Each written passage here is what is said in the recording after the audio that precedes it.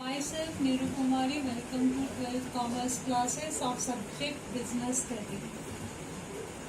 It's part 2 of chapter 2, that is Principle of Management. We already discussed about the nature and significance of Principle of Management in previous lecture. Today we cover the topic that is Fayol's Principle of Management. Fayol's developed 14 principle of management. We already discussed that these principles are the general guidelines for the manager. Let's start with first principle, that is division of work. It's too difficult for single person to control whole organization, so it is necessary to delegate whole work to different department or among the different people. So according to division of work are divided into the smaller unit by creating departments. And remember one thing, due to the division of work, there are different posts arises, and these posts are filled with suitable person according to their capabilities. So these are the main features of division of work, and the positive result comes in the form of specialization of work, and it also improves the efficiency of organization. The second principle of management is authority and responsibility. First of all, try to understand these two terms, that is authority. Authority means power to take decision. And what is responsibility? It refers to the obligation to complete the job assigned on time. There must be balance between these two. If authority is more than responsibility, as a result, negative result arises in the form of misuse of power. And when responsibility is more than authority, in that case it's too difficult for worker to complete his job on time. So the result of balance of these or parity of these two comes, the positive result comes in the form of in two way, that is, there is no misuse of authority in the organization, and it helps in meeting the responsibility on time without any delay. Third, discipline.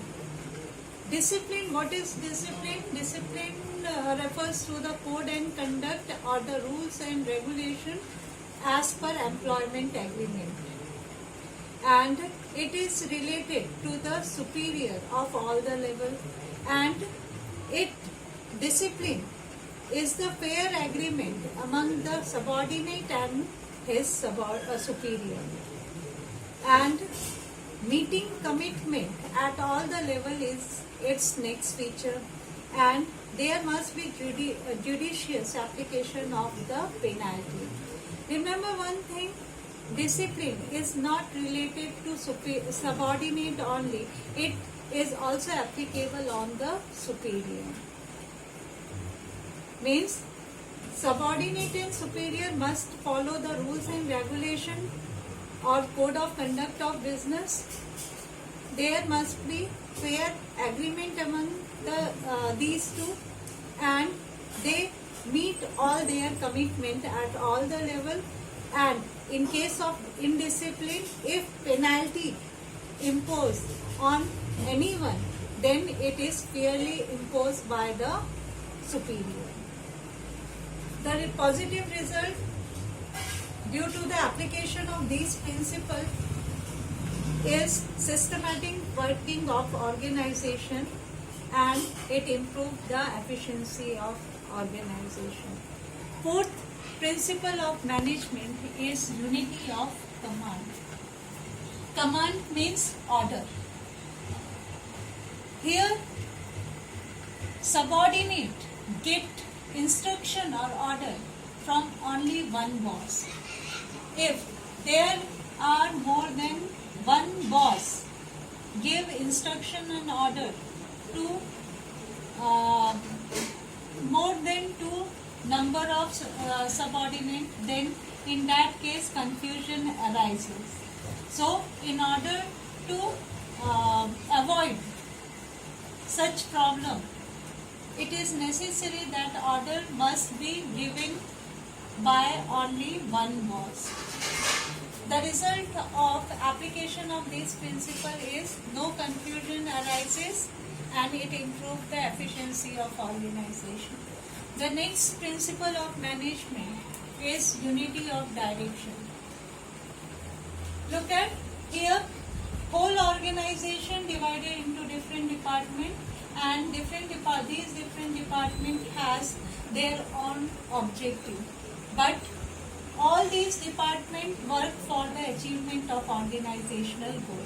Means all these departments work toward one or work for only one objective, that is achievement of organizational goal.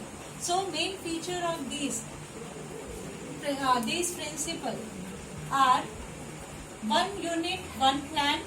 Means for one organization there is only one goal.